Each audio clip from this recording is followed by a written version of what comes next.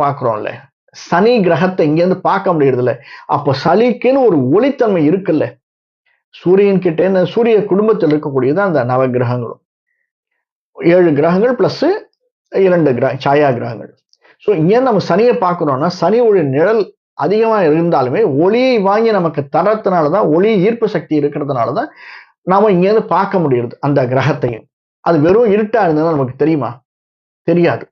அதனால ஒண்ணுமே ஒளித்தன்மை கொண்டதுதான் இந்த 7 கிரகங்களுமே. அதனால அந்த தன்மை எப்படி இருக்குன்றத நம்ம பார்த்துக்கணும். அதனாலதான் அததான் கொண்டு சொல்றாங்க டிகிரி அப்படின்னுட்டு. இப்ப டிகிரின்னு புரிஞ்சிருக்கும். சில பேருக்கு டிகிரி தெரியாது. பாதத்தை வைத்து சொல்லுவாங்க. விசாகா 4ஆம் பாதம்பா.